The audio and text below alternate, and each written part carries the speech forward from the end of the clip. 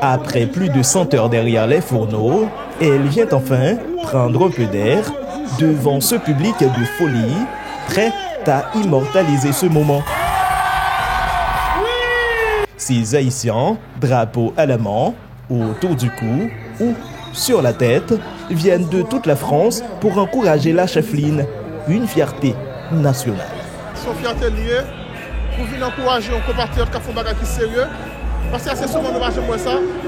Et malgré que ça qu'a fait dans le pays nous aujourd'hui là, dans qui façon plus nous parce que c'est un moyen pour nous venir supporter pour montrer malgré que la caille nous pas bon mais nous avons un bagage qui positif la caille nous avons un bagage qui positif dans notre temps. Et parmi ces choses positives, c'est de voir le nom de la chefline inscrit sur la liste de Guinness des records 2025. Pour y parvenir, elle se met la barre très haute, cuisiner pendant 8 jours non-stop, ce qui équivaut à 192 heures de cuisine. Avec cet objectif, elle ambitionne de détrôner l'ivoirienne Zeynab Bansé, qui a cumulé la semaine dernière plus de 160 heures derrière les fourneaux. Alors, venir encourager ce symbole de force et d'endurance haïtienne est un privilège. Moi, je suis tellement content parce que moi là, franchement, moi je me sens ému parce que je regarde une jeune fille comme ça qui campait, qui a passé toute la nuit sans dormir. Et puis pour la représenter le pays, moi je me sens fier parce que moi là ensemble avec lui. Et moi je me sens content de regarder moi toute la population débarquer.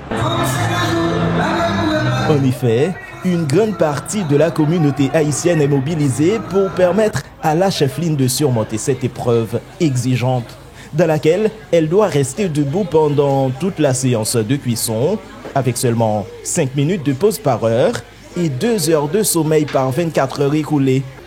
Des sacrifices salués par Woodshell, cette créatrice de contenu, connue sous le nom de Biz Haïti sur les réseaux sociaux, où elle cumule près de 500 000 abonnés. Cette jeune haïtienne, passionnée d'histoire, voit en ligne un symbole de détermination. Déjà, c'est un exemple de motivation, de détermination, parce que vous avez besoin de pile courage et vous avez besoin de pile détermination, et puis après force, et puis aussi force mentale, parce que son bagage qui est vraiment difficile, parce que le était debout, sans dormir pendant combien de jours? 10 jours? 7 jours? 7 jours, c'est un bagage qui est vraiment impressionnant. Et donc après, vous pensez que l'Ikabaï inspiration l'autre jeune pour ouais que bagay, si vous voulez faire bagay, il est possible. Il est possible. Faut que vous preniez en tête tout, vous prenez en tête tout, et puis tout ça vous voulez faire, vous capable de faire. Nous pensons qu'on a couru pour nous capables d'entamer 6e jour. Et grâce à la technologie, en Haïti comme à l'étranger, d'autres influenceurs et artistes haïtiens viennent applaudir les performances de Lynn. Car depuis le 7 avril, date à laquelle elle a démarré son marathon, elle diffuse en direct sur ses réseaux sociaux cet événement culinaire hors norme. De quoi mobiliser des personnalités influentes comme Kajo, Oncle Kenji, Maîtresse Toya et Tafami Soleil.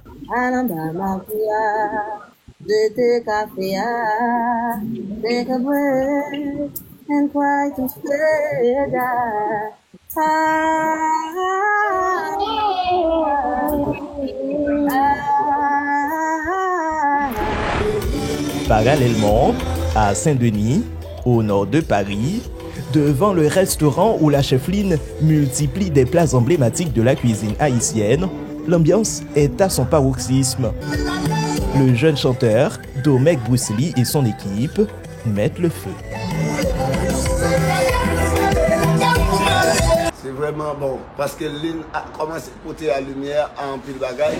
Il faut dire, grâce à ce soutien moral de sa communauté, et surtout de son équipe, Lynn se tient encore debout, solide comme un roc derrière ses fourneaux, après 6 jours de cuisson non-stop. Cependant, même si sa détermination et sa motivation sont jusque-là indéfectibles, le soutien financier des Haïtiens est aussi indispensable. Car sa participation à ce marathon culinaire n'est que bénéfique à la promotion de la cuisine créole. Si son record sera validé par le jury de Guinness des records, elle se verra seulement remettre un certificat de reconnaissance mondiale, mais pas de versement d'argent. Alors, pour compenser ses efforts, un GoFundMe a été ouvert à son nom. Donc, il n'a pas fait bagaille ça pour gagner l'argent. Il fait vraiment pour représenter la culture haïtienne. Non. Donc, nous-mêmes, haïtiens, il faut que nous baillons participation pas nous. Parce que son bagaille, il méritait compensation pour ça la faire. Donc, même si bagaille la piti, elle baille un petit bagaille. Même si c'est 2 euros, 3 euros, 5 centimes, baille. Mais en pile, chai palou.